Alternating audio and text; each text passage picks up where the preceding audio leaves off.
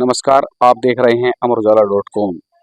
आज हम पहुंचे हैं मेरठ क्रांति भूमि के ऐसे गांव में जहां पर न जाने कितने लोगों ने देश की आज़ादी के लिए अपने प्राणों की आहुति दे दी। इस वक्त हम मौजूद हैं इस ऐसी एक क्रांति भूमि पर जहां पर देश की आज़ादी के लिए लोगों ने हंसते हंसते अपने प्राणों को न्यौछावर कर दिया। हम आपको दिखाना चाहेंगे गांव भमोरी, जो कि सरधना ब्लॉक का गांव है। वहां पर 18 अगस्त 1942 को अंग्रेजों ने बर्बरता दिखाते हुए ग्रामीणों पर गोलियां बरसाई। ये वही नाम शिलापट पर अंकित हैं जो देश की आज़ादी के लिए शहीद हो गए। बताया जाता है कि आसमान भी उस वक्त रो पड़ा था और अंग्रेजों ने इतनी गोलियां उन शहीदों पर बरसाई थी कि खून भी गलियों में बह रहा था। ऐसी बर्बरता और कायरतापूर्ण हरकत करते हुए अंग्रेजों ने देश के वीरों को हराने का प्रयास किया था, लेकिन इस देश के जो क्रांतिकारी थे उन्होंने झुकने का नाम नहीं लिया और आगे बढ़ते चले गए। हम एक जगह इस गांव में ऐसी भी दिखाएंगे जहां पर आपको लगेगा, आपके रोंगटे खड़े हो जाएंगे कि जहां पर देश के लिए लड़ने वाले नौजवान, बुजुर्ग और सभी अपने स्वाधीनता के लिए विचार विमर्श कर रहे थे, लेकिन अंग्रेजों ने घेराव करते हुए उनको मौत के घाट उतार दिया और उसी ज्वाला ने देश की क्रांति में एक बार फिर चिंगारी भड़का दी। जिला मुख्यालय से करीब 30 किलोमीटर दूर गांव भमोरी, जो कि क्रांतिकारी भूमि है। हम बताना चाहेंगे कि सरकार से गांव का कोई खास विकास तो नहीं हो पाया है।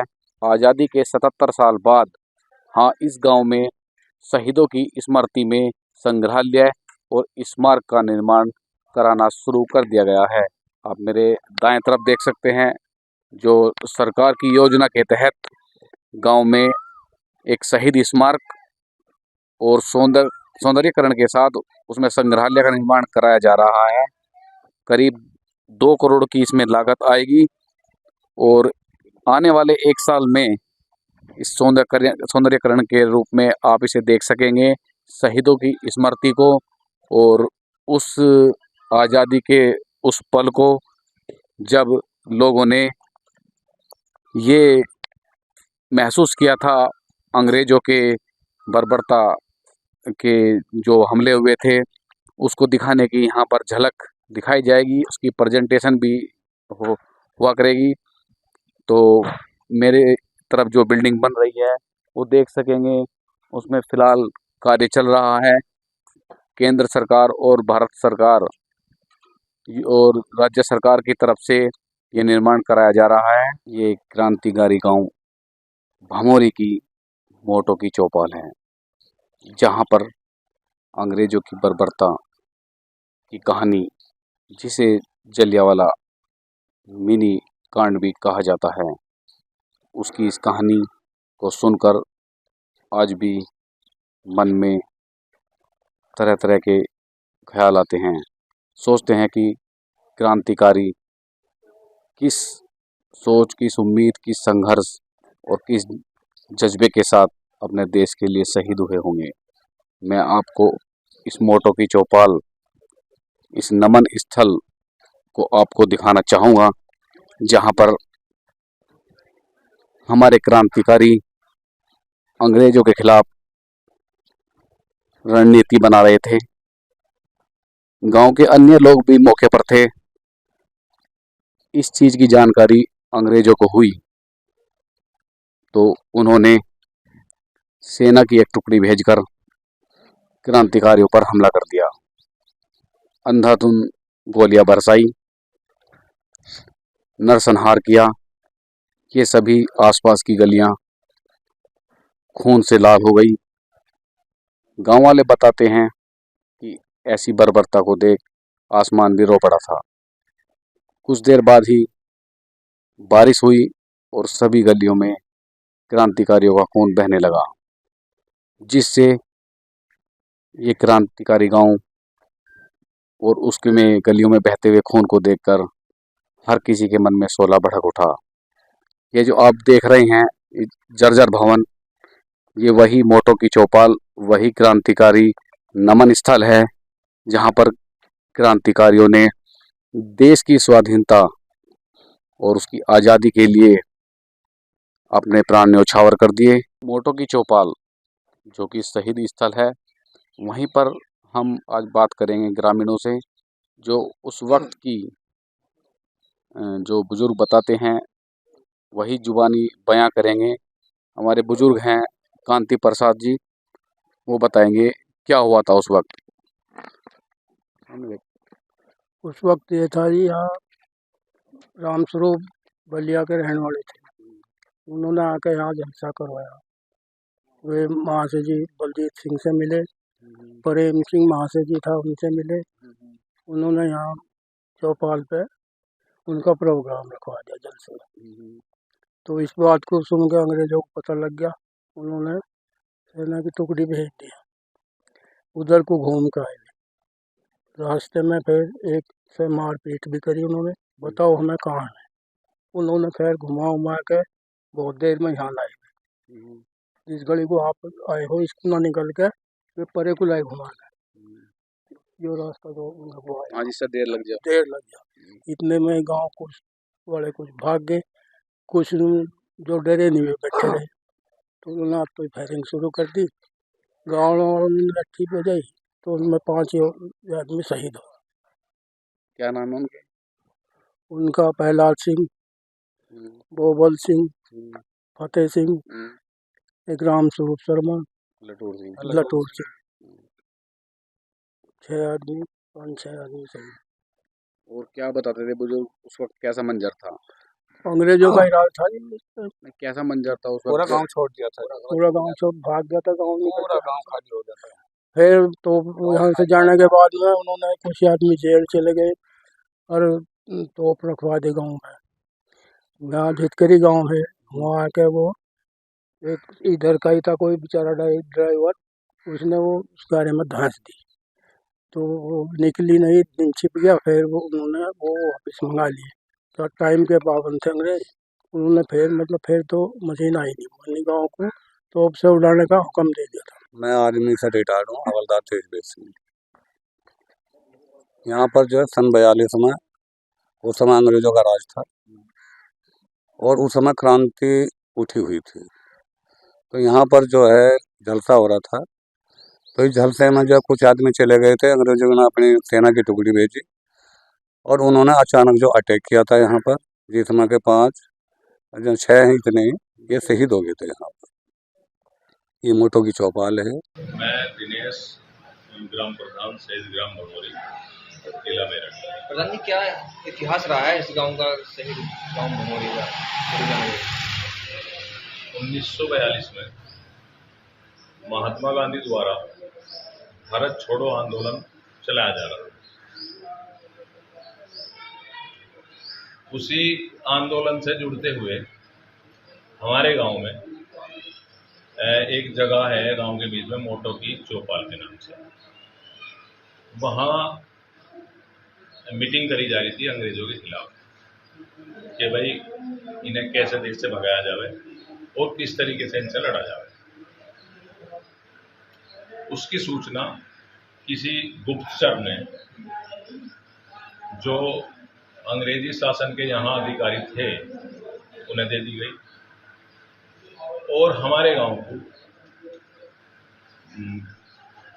अंग्रेजी हुकूमत के अनुसार घेर लिया गया और मोटो की चौपाल पे जहाँ पंचायत चल रही थी, उन्हें घेर के उन पे गोली चला दी। गांव के लोग थे, किसान थे, साधारण थे, हथियार तो कोई था नहीं, अपना लाठी डंडे इस तरह हमारे जो बुजुर्ग हैं पहले से वो अब की भांति पहले ज़्यादा रखे थे, सब अपना वहाँ लिए बैठे थे। तो जैसे ही गांव घेर कर वहाँ गोली चलाई गई तो जिस पे जो बना उसने वो वहाँ करा। और यहाँ तक कहा जाए कि कई व्यक्ति ऐसे रहे जिनका गोली लगने के बाद और संगीन से सर उतारने के बाद इतने उनका शरीर ठंडा नहीं हुआ, इतने उनका डंडा वो घूमता ही रहा तो मौके पे 5 लोग शहीद हो गए थे, मौके पे 4 लोग शहीद हुए थे। एक को मरणोवस्था की अवस्था में पुलिस यहाँ से उठा के ले गई। वो बलिया के रहने वाले थे, उन्हीं के संरक्षण में वो मीटिंग हो रही थी। उन्होंने अंग्रेजी हुकूमत के बीच यानी कि उनके बीच में वहीं दम तोड़ दिया और उसके बाद हमारे गांव को तोप से उड़ाने का फरमान जारी कर दिया। तोप जिले से मेरठ से आनी थी। जो तोप लेकर चला वो मुस्लिम समाज से ताल्लुक रखता था। बराबर में गांव पड़ता है झिटकरी, कच्चे रास्ते हुआ करते थे। वो तोप उसने जान के वहां धंसा दी और जो समय अंग्रेजों ने तोप को उड़ाने से मुकर्रर कर रखा था वो समय वार्ड हो गया, क्योंकि अंग्रेज जो कहीं ना कहीं समय के पाबंद थे, तो उन्होंने वो अपना आदेश वापसी ले लिया। गांव से सामूहिक जुर्माना वसूला गया, कई सौ लोग जेल गए और 5 लोग तो शहीद ही हो गए थे। जैसे कई सौ लोग जेल भी गए। हमारा देश 47 में आजाद हुआ। 42 और 47 के टर्म का जो समय बीच का रहा वो बहुत कठिनाईपूर्ण रहा। महिलाएं, बच्चे, आदमी सब गांव से बाहर रहे, जंगलों में रहे, डरियाए होंगे। यहाँ तक कि घनी हमारी जो माताएं की बहनें थी उनके गर्भपात भी जंगल में हुए। कुछ बच्चों ने, 1-2 बच्चे ने जन्म भी जंगल में लिया। आज़ादी की लड़ाई में इतना बड़ा हिस्सा होने के बावजूद भी गांव में विकास की कमी भी दिखाई दे रही है। अभी विकास की अगर बात करेंगे तो हमारे गांव का विकास उस स्तर से शून्य है बिल्कुल। अभी हमारा शहीद स्थल के नाम से आश्रम है, वहाँ पे हमारे यहाँ माननीय मंत्री जी थे संजीव बालियान जी, इलेक्शन से कुछ समय पहले उनके द्वारा यहाँ कार्य कराया गया। जो बिल्डिंग वहाँ शहीद स्थल पर खंडर पड़ी थी वो तुड़वाई गई, उस पर कार्य चला और कार्य चल गया, वो बीच में ही कार्य लटक गया। आज वो खंडर जो टूट गया था वो बुरा हाल है, आप देख के भी आए थे। हमें आज तक ये पता नहीं लगा कि कौन सी नीति से या किस संस्था से वो कार्य हो रहा था और वो कार्य क्यों नहीं हो पाया। याद में स्मृति में जो कार्यक्रम होते हैं उसको लेकर प्रशासन से क्या वो हम हर वर्ष मनाते हैं और ग्रामवासी मिलकर मनाते हैं। कभी कभी कुछ अधिकारी आ जाते हैं, कभी कभी नहीं भी आते हैं। हम हर वर्ष श्रद्धांजलि के रूप में 18 अगस्त मनाते हैं। दल की तो जानकारी मैंने आपको बता दी। शहीद स्मारक हमारे यहाँ उसे लेकर शहीद स्मारक बनाया गया था गांव के बाहरी छोर पर। उसकी भी स्थिति दयनीय थी। उसमें हमारे बराबर के गांव के हैं त्यागी जी, अश्वनी त्यागी जी, जो आज सरकार में MLC हैं। उनके प्रयास से और हमारे पूर्व विधायक संगीत सोम जी के प्रयास से वहाँ 2 करोड़ 64 लाख रुपए की निधि से वहाँ कार्य चल रहा और संग्रहालय के रूप में वो बनाया जा रहा। कब तक पूरा होगा? ये इसमें 1 साल का समय था। काम तेजी से चल रहा और उम्मीद करी जा रही समय के अनुसार ही कार्य पूरा हो जाएगा। टोकी चौपाल पर जिस वक्त क्रांतिकारी रणनीति बना रहे थे, उसके बाद जो हुआ नरसंहार, उसमें सैकड़ों लोगों की जान गई। कुछ लोगों को घायल अवस्था में ही अंग्रेजों की सेना ने गिरफ्तार कर लिया। उनको तरह तरह की यातनाएं दी गई। उसके बाद जब सारी गलियां खून से लथपथ हो गई, तो इस घटनाक्रम के बाद अंग्रेजी गवर्नर ने भामोरी गांव को ही बागी घोषित कर दिया। बागी घोषित करने के बाद अंग्रेजी सेना को हुक्म हुआ कि इस गांव को तोप से उड़ा दिया जाए। तभी झिटकरी गांव, जो मेरे पीछे आपको गांव दिख रहा है, ये वही जगह बताई जा रही है। यहाँ पर ये कभी गहरा रास्ता हुआ करता था, इसी रास्ते से तोप गुजर रही थी। जहाँ आसपास हम खड़े हैं वहीं इस गहराई के रास्ते पर जो एक मुस्लिम चालक बताया गया है, जिसका नाम इतिहास में लियाकत था। उसने उस तोप को जानबूझकर कीचड़ में धंस दिया और इतनी देर लगा दी कि जिससे जो अंग्रेज़ों के मंसूबे थे वो पूरे ना हो पाए। इसके बाद अंग्रेज़ों ने तब देखा कि जो उन्होंने अपना घटनाक्रम तय किया था भमोरी गांव को तोप से उड़ाने के लिए, वो पूरा नहीं हो पा रहा है। उसके बाद अंग्रेजी गवर्नर ने उस स्थिति को भांपते हुए तोप से उड़ाने का निर्णय वापस ले लिया। 18 अगस्त 1942 में जो नरसंहार गांव भमोरी में हुआ, उसके करीब 7 साल बाद जब देश आज़ाद हुआ तो देश के प्रथम प्रधानमंत्री पंडित जवाहरलाल नेहरू ने भी इस गांव की इस पवित्र मिट्टी को पहुंचकर नमन किया और उन वीरों को, उन क्रांतिकारों को श्रद्धांजलि दी। इस क्रांतिकारी गांव की गाथा हमने जो आपके सामने लेकर आए हैं, उसे देखकर पता चलता है कि शासन और प्रशासन के लिए वो इतनी अहमियत नहीं रखता। आज़ादी के 77 साल बाद ये शासन प्रशासन को याद आया कि वहाँ पर एक शहीद स्मारक और संग्रहालय की ज़रूरत है। अमरउजाला.com के लिए शाह आलम त्यागी, सरधना। अगर आप ये वीडियो YouTube पर देख रहे हैं तो हमारे चैनल को सब्सक्राइब करें और बेल आइकन को दबाना ना भूलें। अगर आप Facebook पर ये वीडियो देख रहे हैं तो हमारे पेज को लाइक करें।